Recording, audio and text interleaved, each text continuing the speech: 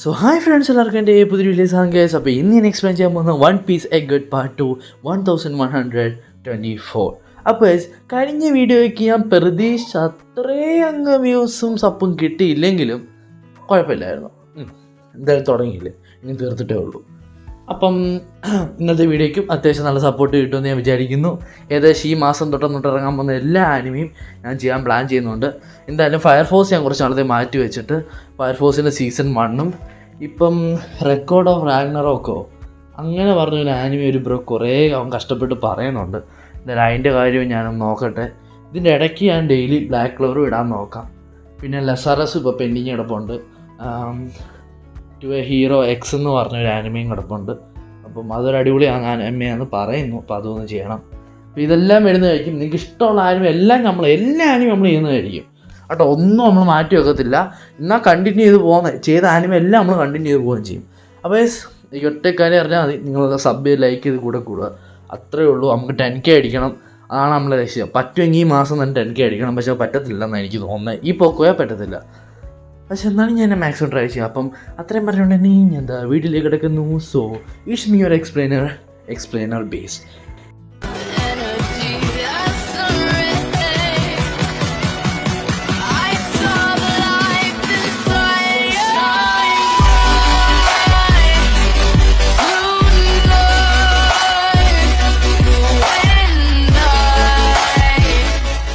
കാണുന്നത് നമ്മുടെ ലൂഫി ആണെങ്കിൽ 5 എൽഡേഴ്സിനോട് സംസാരിക്കുന്നതായിരിക്കും. അവൻ പറയും, ഞാനാണ് മങ്കി ഡി ലൂഫി, അല്ലെങ്കിൽ കുറച്ചുകൂടെ വ്യക്തമായിട്ട് പറയണമെങ്കിൽ കൈഡോയെ കൊന്നത് ഞാനാ. അത് കേട്ടപ്പോൾ എല്ലാ 5 എൽഡേഴ്സും ഒന്നും ഞെട്ടി. കൈഡോ ഒറ്റയ്ക്ക് തോപ്പിച്ചെന്ന് കേട്ടപ്പോഴേ അവർക്കൊന്നായി. അപ്പം തന്നെ ചോദിക്കും, നിനക്കെന്താ വേണ്ടേ? അതിന് ലൂഫി പറയും, നിങ്ങളുടെ ഷിപ്പ് ഇനി ചുറ്റിന്ന് മാറ്റിക്കോ, കാരണം ഞങ്ങൾ ഡോക്ടറിനെയും കൊണ്ട് ഇവിടുന്ന് പോകാൻ പോവുക. പിന്നെ നിങ്ങൾ പറഞ്ഞ യോറുണ്ടല്ലോ, മദർ ഫ്ലെയിമും ഒന്നും നിങ്ങൾക്ക് കിട്ടത്തില്ല, അവളെ ഇവിടെ കൊല്ലും. അതുകൊണ്ട് മര്യാദയ്ക്ക് നിങ്ങൾക്ക് വേണ്ട ഇൻഫോർമേഷൻ നിങ്ങൾക്ക് വേണമെങ്കിൽ ഞങ്ങളെ ഇവിടുന്ന് മര്യാദയ്ക്ക് വിട്ടോ. അങ്ങനെ അതിനുശേഷം നമ്മുടെ 5 എൽഡേഴ്സ് ചോദിക്കും, നീ എന്താ ഞങ്ങളെ ഭീഷണിപ്പെടുത്തുവാണോ എന്ന് ചോദിക്കും. അതിനോട് ലൂഫി പറയും, അല്ല, ഞാൻ എൻ്റെ ആവശ്യം നിങ്ങളോട് പറഞ്ഞതേ ഉള്ളൂ.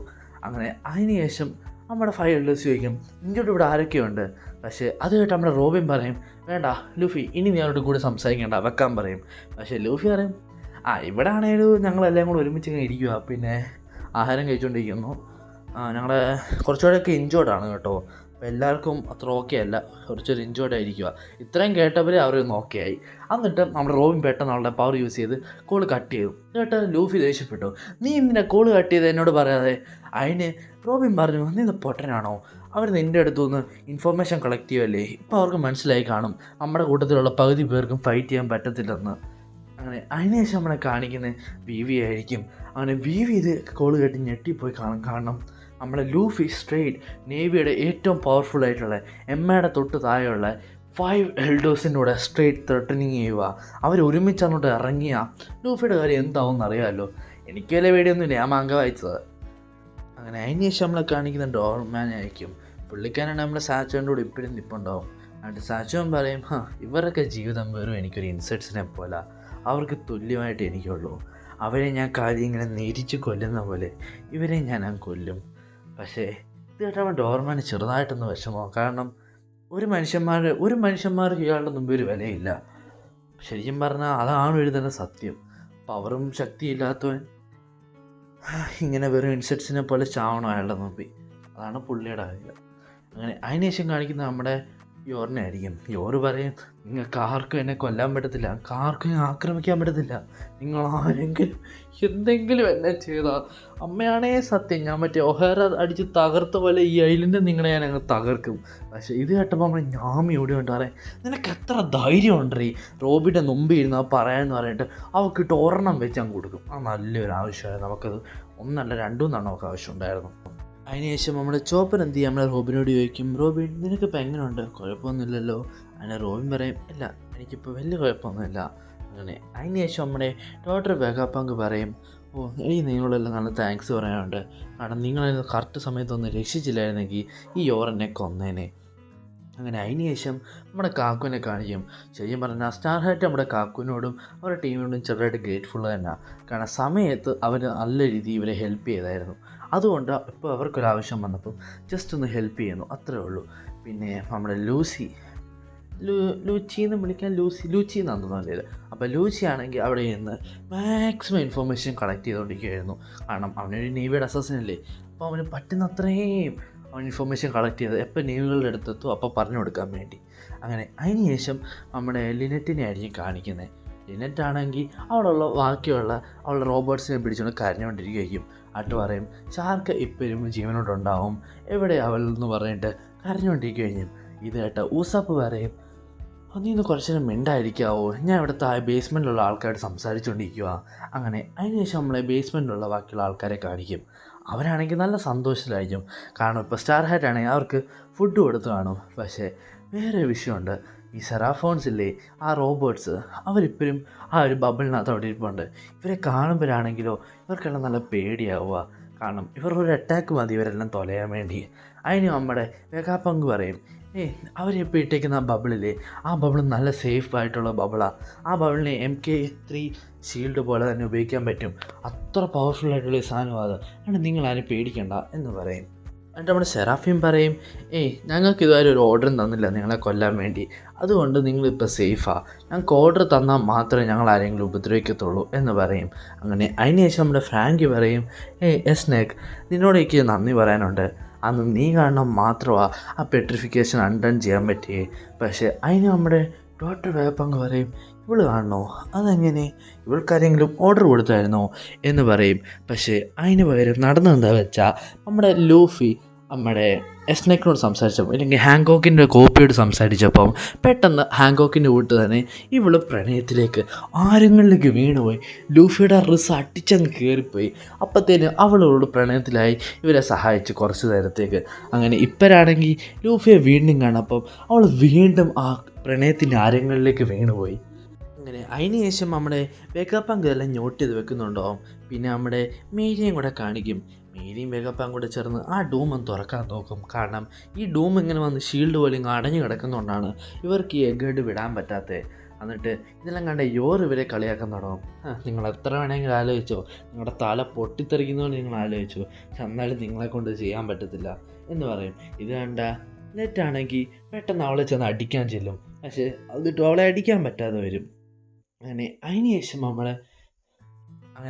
നമ്മൾ സ്റ്റാർ ഹാറ്റുകളെല്ലാം എഴുതുന്ന ആലേക്കാൻ തുടങ്ങും എങ്ങനെയാണ് ഗഡിയിൽ നിന്ന് പുറത്തേക്ക് ഇറങ്ങുമെന്ന്. അങ്ങനെ അപ്പഴായിരിക്കും നമ്മുടെ ലൂച്ചിയെ കാണിക്കുന്നത്. ലൂച്ചിയാണെങ്കിൽ അവിടെ ഒറ്റയ്ക്കിരുന്ന് അവരോട് സംസാരിച്ചുകൊണ്ടിരിക്കുകയായിരിക്കും. അവൻ സംസാരിക്കുന്നത് എത്ര പേര് ഇൻജേർഡ് ആയിട്ടുണ്ട്, എത്ര പേർക്ക് എണ്ണിച്ച് നിന്ന് ഫൈറ്റ് ചെയ്യാൻ പറ്റും, എത്ര പേർക്ക് പറ്റത്തില്ല എന്നൊക്കെ പറഞ്ഞ് നോക്കുമായിരിക്കും. അപ്പോഴായിരിക്കും നമ്മുടെ ട്യൂസി അങ്ങോട്ടേക്ക് വരുന്നത്. ട്യൂസി സംഭവങ്ങൾ കൊള്ളാമെങ്കിലും എൻ്റെ മനസ്സിൽ എന്നും ഫസ്റ്റ് നാമിയും സെക്കൻഡ് റോബിനുമാണ് കേട്ടോ.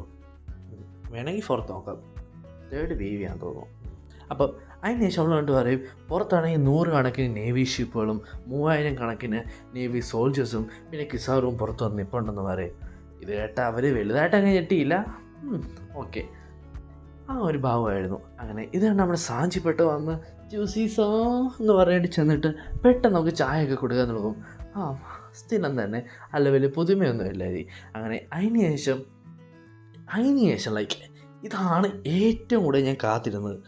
നമ്മുടെ ഇവർ ചോദിക്കും, ലൈക്ക് സയൻറ്റിസ്റ്റ് ചോദിക്കും നമ്മുടെ നാമിയോട് അടുത്ത നിങ്ങൾ പോകാനിരിക്കുക സ്ഥലം ഏതാണ്. നെക്സ്റ്റ് ഐലാൻഡ് ഗൈസ്, അവിടെയാണ്. എൻ്റെ അമ്മോ, നാമി പറയും ഞങ്ങൾക്ക് നോർത്തിലേക്കാണ് പോകണ്ടേ, എൽഫയിലേക്കാണ് പോകുന്നത്, ഇല്ലെങ്കിൽ എൽഫസ്റ്റൈലേക്കാണ് പോകണ്ടേ. ഞാൻ പറയുന്നത് കറക്റ്റാണെന്ന് തോന്നുന്നു, അന്നോട്ടേക്ക് പോകണ്ടേന്ന്, ഇല്ലെങ്കിൽ ജൈൻസിൻ്റെ വീട്ടിലേക്ക് ലോക്കി, എൻ്റെ അമ്മോ ഊസാപ്പിൻ്റെ അതൊക്കെ അവിടെ ഇരിക്കട്ടെ, അങ്ങനെ അന്നോട്ടേക്ക് പോകണ്ടേന്ന്. അതിന് നമ്മുടെ സയൻറ്റിസ്റ്റ് പറയും അങ്ങനെയാണെങ്കിൽ നിങ്ങൾക്ക് നോർത്തിലേക്കാണ് പോകണ്ടേ. എന്നിട്ട് അവർ പ്ലാൻ വെക്കും. അങ്ങനെ ഇവിടെ ഒരു ഫ്ലൈയിങ് ത്രെഡുണ്ട്. ആ ത്രെഡിൽ കൂടെ നമ്മൾ സണ്ണിയെ വെച്ച് കഴിഞ്ഞാൽ ഈ ബോർഡർ വരെ നമ്മുടെ സണ്ണിക്ക് പോകാൻ പറ്റും. പക്ഷേ അതിന് ശേഷം സണ്ണിക്ക് ഇച്ചിരി ദൂരമെങ്കിലും പറക്കാൻ പറ്റിയാലേ സണ്ണിക്ക് ആ നേവി ഷിപ്സിനെ താണ്ടി അപ്പുറത്ത് പോകാൻ പറ്റത്തുള്ളൂ, ഇല്ലെങ്കിൽ പെട്ടുപോകുമെന്ന് പറയും. അതിന് നമ്മുടെ ഫ്രാങ്കി പറയും അത് കുഴപ്പമില്ല, എൻ്റെ സണ്ണിക്ക് പറക്കാൻ പറ്റും ഇച്ചിരി കിലോമീറ്റേഴ്സ് എന്ന് പറയും. അപ്പം നമ്മുടെ അപ്പം ചോദിക്കും അതെങ്ങനെ നീ പറപ്പിക്കുന്നേ? പറയാം എന്തിനും ഏതിനും സൊല്യൂഷനാണ് കോള, ഞങ്ങൾ കോളയെ വെച്ചാണ് ഞങ്ങളുടെ സണ്ണിയെ പറപ്പിക്കുന്നത്. കോളയുടെ പവർ കൊണ്ട് സണ്ണി പറക്കുമല്ല, ചാടി വരെ ചെയ്യും എന്ന് പറയും. ഇത് കേട്ട് നമ്മുടെ വെഗാപങ്ക് പോലും ഞെട്ടിപ്പോവും. കോള വെച്ചോ, നീ കൊള്ളാലോടാ എന്ന് പറയും. അങ്ങനെ അതിന് ശേഷം നമ്മുടെ ലിനറ്റും ലൂഫിയും കൂടെ നമ്മുടെ ഐലൻഡിലേക്ക് പോകാൻ വേണ്ടി തീരുമാനിക്കും. കാരണം ഷിപ്പ് എടുക്കണ്ടേ, പിന്നെ അതേപോലെ തന്നെ ഈ ഒരു ത്രെഡ് വഴി റോബോട്ടിനെ യൂസ് ചെയ്ത് പറന്ന് പോകണ്ടേ. അങ്ങനെ അതിന് വേണ്ടി അതിന് ശേഷം നമ്മുടെ മേരിയും ഷാർക്കും പിന്നെ നമ്മുടെ സയൻറ്റിസ്റ്റും കൂടി ചേർന്ന് ഈ ഒരു ഡൂം തുറക്കാൻ വേണ്ടിയുള്ള പരിപാടി തുടങ്ങും, ഹാക്ക് ചെയ്യാൻ വേണ്ടി. പക്ഷേ അത് നമ്മുടെ യോറാണെങ്കിൽ ഇവരെ ഭയങ്കരമായിട്ട് അണ്ടർസ്റ്റിമേറ്റ് ചെയ്യും. അങ്ങനെ അതിന് ശേഷം നമ്മുടെ ഫ്രാങ്കി പറയും, ഞാനും വരുന്നത് നിങ്ങളോടെയെന്ന്. പിന്നെ അത് പിന്നെ ഞാൻ എക്സ്പ്ലെയിൻ ചെയ്യേണ്ട ആവശ്യമുണ്ടോ? ഫ്രാങ്കി ഇല്ലാതെ ഇങ്ങനെയാണ് സണ്ണി വർക്ക് ചെയ്യുന്നത്. പിന്നെ നമ്മുടെ ബോണിയും കൂടെ വരുന്നുണ്ടെന്ന് പറയും. അങ്ങനെ അതിന് ശേഷം ഇവർ 4 പേരും കൂടെ ഇറങ്ങിത്തിരിക്കും. അങ്ങനെ ലൂഫിയുടെ വലിയൊരു ബാഗ് നിറയെ ആഹാരം ഉണ്ടായിരുന്നു. എന്നിട്ട് പറയും, എങ്ങനെയും ഈ ഡോം തുറന്നിട്ട് എനിക്ക് ഇവിടുന്ന് പുറത്തേക്ക് ഇറങ്ങണം എന്ന് പറയും. പിന്നെ പോകുന്ന വഴിക്ക് ഇവർക്ക് ആഹാരം കൂടെ കളക്ട് ചെയ്യണം. കാരണം ഇവർ പോകുന്ന വഴിക്ക് നമ്മൾ സാഞ്ചി പിസയൊക്കെ ഉണ്ടാക്കി തരണ്ടേ, ഇല്ലെങ്കിൽ പിന്നെ അവർ വിശന്ന് കഴിഞ്ഞാൽ ലൂഫി അല്ലാതെ അവർ മാറും. അതുകൊണ്ട് ആഹാരം മസ്റ്റ് എന്ന് പറയും. അങ്ങനെ നമ്മുടെ ബോണി നല്ല മുകളിലായതുകൊണ്ട് നമ്മുടെ വെഗാപങ്കിനെ കൊല്ലണ്ടെന്നൊക്കെ തീരുമാനിച്ചിങ്ങനെ നിൽക്കും. അങ്ങനെ അതിന് ശേഷം നമ്മളെ കാണിക്കുന്നത് മെറൈനായിരിക്കും. മെറൈനിലാണെങ്കിൽ നമ്മുടെ ലൂസി അയച്ച എല്ലാ റിപ്പോർട്ടും നമ്മുടെ ഡോർമാന് കിട്ടിക്കാണും. എന്നിട്ട് നമ്മുടെ ഡോർമാൻ ഇതെന്ത് ചെയ്യും, നമ്മുടെ കിസാറിന് കൊടുക്കും. കിസാറുവാണെങ്കിൽ സാച്ചറിനെ കാണാൻ പോകും. ഈ റിപ്പോർട്ട് എടുത്തിട്ട് പറയും, ഞാൻ ഇനി എന്താ ചെയ്യണ്ടേ. അതിന് സാച്ചർ പറയും, നീ ലൈറ്റല്ലേ, ആ ഡൂം ഉണ്ടാക്കിയിരിക്കുന്നതും ലൈറ്റ് ഫോഴ്സ് വെച്ച് തന്നെയല്ലേ, അതുകൊണ്ട് നിനക്ക് ഇതിനകത്ത് ഈസിയായിട്ട് കയറാമല്ലോ എന്ന് പറയും. പക്ഷേ എനിക്ക് സാറ് പറയും, അതൊക്കെ ശരിയാണ്, പക്ഷേ എനിക്ക് വേണ്ടപ്പെട്ടൊരു സുഹൃത്ത് ആ വെഗാപങ്കിനെ പ്രൊട്ടക്റ്റ് ചെയ്ത് നിൽക്കുക, എനിക്ക് അവനായിട്ട് ഫൈറ്റ് ചെയ്യാനൊരു മടി എന്ന് പറയും. പക്ഷേ എന്നിട്ട് നമ്മുടെ കിസാറ് പറയും, എന്നാലും കുഴപ്പമില്ല, ഞാൻ അതിനകത്തേക്ക് പോവാം, ഫൈറ്റ് ചെയ്യാം, പക്ഷേ അത് ഇതൊന്നും കൊണ്ടല്ല, വേറൊരു കാരണം കൊണ്ടാണ് എന്ന് പറയും. അങ്ങനെ അതിന് ശേഷം ബാറ്റിൽ ഷിപ്സ് എല്ലാം റെഡിയായി ഇങ്ങനെ നിൽക്കും ഫൈറ്റ് ചെയ്യാൻ വേണ്ടി. ഫ്രണ്ടിലാണ് നമ്മുടെ വെഗാപങ്കിൻ്റെ ഒരു 4-5 ബീസ്റ്റുകൾ കാണും ഫ്രണ്ടിൽ. പിന്നെ നമ്മുടെ കിസാറുവാണെങ്കിൽ അറ്റാക്ക് ചെയ്യാൻ വേണ്ടി ഇങ്ങനെ റെഡിയായി നിൽക്കുകയും ചെയ്യും. പിന്നെ ഞാൻ പറയാൻ വിട്ടുപോയി, നമ്മുടെ ലൂഫി ആണെങ്കിൽ അവൻ്റെ ടീം ചാടി നമ്മുടെ സണ്ണിയെ അടുത്തും വെഗാഫോഴ്സിൻ്റെ അടുത്തും എത്തിക്കാണും. കാരണം വെഗാഫോഴ്സിനെ ശരിയാക്കി പറന്ന് പോകണമല്ലോ, അതിന് വേണ്ടി. എന്നിട്ട് നമ്മളെ കാണിക്കുന്നത് സൻഡാമാറുവിനെ ആയിരിക്കും. നമ്മുടെ കിസാർ ഒരു അറ്റാക്ക് ചെയ്യാൻ പോകുന്നുള്ള കാര്യം ഒരു സെൻസ് കിട്ടും നമ്മുടെ സൻഡാമാറുവിന്. എന്നിട്ട് അവൾ റെഡിയായി ഇങ്ങനെ നിൽക്കും. എന്നിട്ട് നമ്മുടെ കിസാർ എന്ത് ചെയ്യും, ഒരു ടെലിപ്പോർട്ടേഷൻ പവറിനെ യൂസ് ചെയ്യും. എന്നിട്ട് അതൊരു ലേസർ പോലെ യൂസ് ചെയ്തിട്ട് അവിടെ ഇവിടെ ഇങ്ങനെ റിഫ്ലക്റ്റ് ചെയ്ത് അവിടെ സൻഡാമാറിൻ്റെ അടുത്ത് തന്നെ വരും. സൻഡാമാറു നമ്മുടെ കിസാറിനെ കണ്ട പാടെ പറയും, ഞാൻ റെഡിയാ അങ്കിൾ എന്ന് പറയും. എന്നിട്ട് നമ്മുടെ കിസാറു സ്ട്രേറ്റ് വന്ന് നമ്മുടെ സൻഡാമാറിന് മട്ടക്കെന്ന് പറയുന്ന സാധനം കൊടുക്കും, ഒരു അടി. പക്ഷേ നമ്മുടെ സൻഡാമാർ പറയും, പേടിക്കണ്ട, ഈ തവണ എൻ്റെ ഡിഫൻസ് നല്ല രീതിയിൽ സ്ട്രോങ്ങാ എന്ന് പറയും. പക്ഷേ ഈ ഒരു അടിയുടെ ഒരു എഫക്റ്റ് അങ്ങ് ലൂഫിയുടെ അടുത്ത് വരെ എത്തി. നമ്മുടെ കിസാർ വന്നെന്നുള്ളൊരു അറിയിപ്പ് എല്ലാവർക്കും കൊടുത്തുകൊണ്ട് തന്നെ ഈ ഒരു എപ്പിസോഡ് ഇവിടെ കൊണ്ട് തന്നെ തീരുവാണ് ഗൈസ്. അടുത്ത എപ്പിസോഡ് ഒരു 1.5 കത്തി ഞാൻ കത്തിക്കും, അത് ഉറപ്പാണ്. അപ്പോൾ വീഡിയോ ഇഷ്ടപ്പെട്ട് ഞാൻ എല്ലാ കൂടെയും മറക്കാൻ ലൈക്ക് ചെയ്യുക, സബ് ചെയ്യുക, മാക്സിമോട് ഷെയർ ചെയ്യുക, നിങ്ങളുടെ അഭിപ്രായം കമൻറ്റ് രേഖപ്പെടുത്തുക. ഒരിക്കലും വൺ പീസാ കണ്ടതാ എങ്ങനെയാണെന്ന് പറഞ്ഞ് കഥ അറിയാമെന്ന് പറഞ്ഞ് നിങ്ങൾ അവോയ്ഡ് ചെയ്ത് കളയില്ല. വൺ പീസിൻ്റെ എക്സ്പ്ലനേഷൻ കാണുക, നിങ്ങൾക്ക് പറ്റുന്ന പോലെ തന്നെ നിങ്ങൾ കണ്ടിട്ട് സപ്പോർട്ട് ചെയ്യുക ഗൈസ്. ഒരിക്കലും ഒരു ആനിമെ ഈ ഒരു എപ്പിസോഡ് ബോറാന്ന് പറഞ്ഞാൽ നിങ്ങൾ ഒരിക്കലും അവോയ്ഡ് ചെയ്യില്ല. കുറേ ആനിമെ നിങ്ങളിപ്പോൾ ഇതുവരെ കാണാത്തൊരു കുറേ പേരുണ്ട്, ഞാനിപ്പോൾ അപ്ലോഡ് ചെയ്ത് വെച്ച് അതെല്ലാം എടുത്തൊന്ന് കണ്ടു നോക്കുക. ഇഷ്ടപ്പെട്ട് കഴിഞ്ഞാൽ നമുക്ക് വീണ്ടും കണ്ടിന്യൂ ചെയ്യാമല്ലോ. അങ്ങനെ പിന്നെ ഇപ്പോൾ എനിക്ക് കുറേ ആനിമെ ഇനിയും ചെയ്യാൻ കിടപ്പുണ്ട്. അതിനോട് കുറേ ആനിമെ നിങ്ങളും ഇനിയും പറഞ്ഞിട്ടുണ്ട്, അല്ലെങ്കിൽ ഞാൻ എന്ന് ചെയ്ത് തീർക്കുന്ന ഒരു പിടിയുമില്ല. അതുകൊണ്ട് അതനുസരിച്ചുള്ള സപ്പോർട്ട് നിങ്ങളിൽ നിന്നേ പ്രതീക്ഷിച്ചുകൊണ്ട് it's me your explainer signing out.